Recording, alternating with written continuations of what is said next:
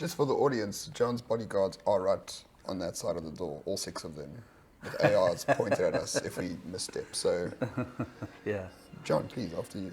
As John's not a communist, they're not AK-47s. That's right. The AR-15s. The AR-15s.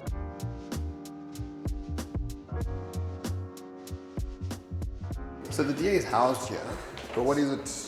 Is it all the parties in the building? So this is the opposition, all housed this side. Understood. So the ANC's offices are all there, and this building was the first Gupta Shlenta in the country. It was donated to the South African government at the time by the guy who had the dynamite contract for the South African mines. Oh, yes. So he built it. Marx. Marx, yeah. Okay.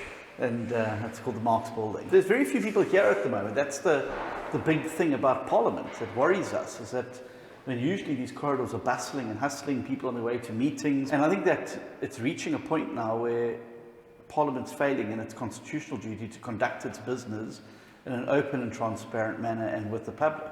So basically, if you don't have data or access to the internet, it's very difficult for you to observe what's happening in Parliament as a citizen, ordinary citizen. I think that it's starting to reach a point now where I think people were slightly understanding at the beginning of the year, but we're now sitting going into October, and Parliament is still not sitting in full strength. It hasn't sat in full strength for almost 2 years. So these are committee rooms that should be bustling full of MPs, and well, I mean, here they are. Yeah, I think it's important to understand. So Parliament, okay, there's MPs, and those MPs get designated into different committees. Committees, yeah. And this is where you talk about the legislation you want to implement or Correct. not implement or whatever Correct. the case might be. And this is where you'd call government departments to come and account, ministers to come and account.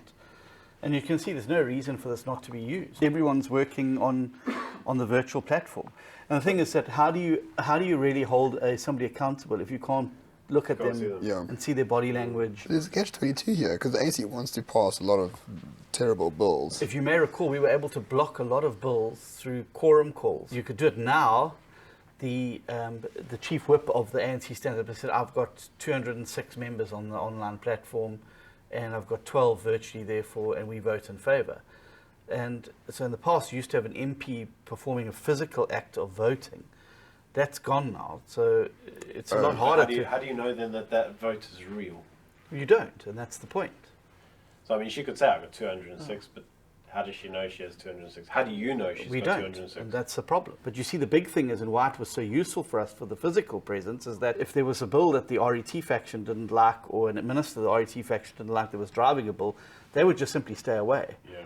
And Parliament wouldn't get the majority. But also, in the past, what you were able to do was call divisions, and somebody's name, they would know that their name was going to be put against a vote. Yeah.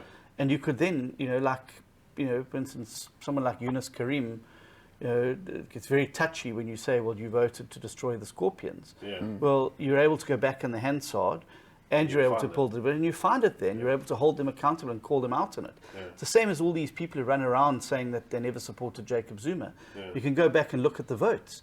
People like Derek Hanekom and others who now pretend that they were holier than thou, slavishly voted in every one of those motions of no confidence for Jacob Zuma. So the Hansard, I think, is a very good mechanism, and the voting record is a very good mechanism to hold politicians accountable as well, because any member of the public can log on and get that information. I think you have a right to know how your MPs are voting. And this would have been the cabinet room here, so cabinet would meet here. But just some perspective as well. I mean, and to just think about this. Sure. This building housed the entire South African government. Oh, the whole government? The whole government was housed here. Department of Education, Department of Health. Everything was here. Everything was here. Wow. And it just shows you how big government's got. We've got one of the largest civil services in the world. It's one of the most expensive, and it's one of the most inefficient. So you've got to reduce the size of it, and we've got to reduce the size of government as well. You've got all these ministers and deputy ministers floating around and not doing anything. I heard Cyril cut the cabinet by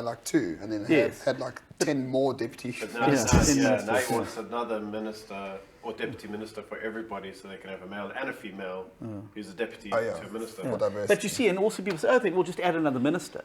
With that comes 2 residences, exactly, 2 cars, 2 offices, full office suites, Cape Town and Pretoria, pension, benefits, medical aid, All of those things. So, I mean, ministers are massively expensive. What is the cost of it? 'Cause I know the salaries are 2.5 million, whatever, but like the cost of a minister is like easily 10, 15, 20 million a year? Easy. And then if you see what we spend on VIP protection for cabinet, 8 billion a year. Is it 8 billion? It's 8 billion a I year. thought it was 1.7. No, it's 8 billion a year. Okay, wow, it's a lot more than I expected. So we spend 8 billion on VIP protection services in the country. And for context, just for our audience, how much do we spend on civilian policing? I think the budget's a quarter of that, if I'm probably about right. Yeah. So we spend double the budget on VIP policing. And that's why I don't buy the argument that Billy always comes with. It says, there's no money. There's no money to train and pay reservists. There's no money to provide a better equipment. It's a nonsense argument. It's BS because there's lots of money. It's just being incorrectly spent. Just for the audience, John's bodyguards are right on that side of the door, all 6 of them. With ARs pointed at us if we misstep. So, John, please, after you. As John's not a communist, they're not AK-47s. That's right. They are 15s. They are 15s. There we go. There's all of them. All standing. Their covert training is brilliant. Yeah, it's camouflage. It's expert camouflage. So when I first came to Parliament, that was my office there, 353. And this is a normal MP's office? It's just a normal MP's office. So it's got a desk, a chair, it's got a computer. So here's the post boxes. So every MP gets a, there you go. gets a box. And there's a brown envelope already. I see one. Yep, there's excellent. one. You can see they read their stuff because, I mean, that one's been there since Jan Smith. Yeah, exactly. This is James Self's one. He has retired. Oh, yeah, he has retired, that's right. And then, of course, they've got this notorious hate mail from people. This is a chap who writes to all the MPs. Writes Do you have one person who hates rights to you all the time? to all of us, yeah. Really? I keep them in a file. They're very amusing. How do you know it's him, though? I can see immediately by the font size on the envelope. We just get emails. I want real letters like this. No, I'll show you. I've got a file of them. Of hate Okay, mail. brilliant. John, why is there still Corona propaganda all over the place? It's Parliament. I don't know. Oh, you don't have... Okay. No, it's not ours. I noticed none of your staff wear masks, which is very distressing. Nobody wears masks here anymore. It's very distressing for me. But no one's wearing masks. Yeah. no. As someone with Are you vulnerable? insane anxiety. Are you vulnerable? So, if you may, can you explain to our audience what the chief whip does? Yeah, look, I mean, the chief whip is essentially if you had a company and you had a CEO and a COO and a CFO, the leader is basically the chairperson of the board. Right. And So they don't do too much. Hey! They preside. Sounds about right. The leader is the chairperson of the board to Right. whom I account. Okay. And I am the CEO of the company. So I make sure that the Sorry, staff- John, the interview's changing. We're going to Yeah. Thanks. This Carry, is much more compelling. carry on with your day, John. It's fine. We'll chat to you a bit later. And so that's what I do. I do the operational stuff. So I work very closely with the staff that support us and support the caucus. And I lead the caucus. I do the unenviable job of keeping discipline, making sure people are performing, That's the fun part. You're but talking also about- making sure that we are relevant to the people at home. You see, Right. it can be very easy to get sucked into an echo chamber of each other.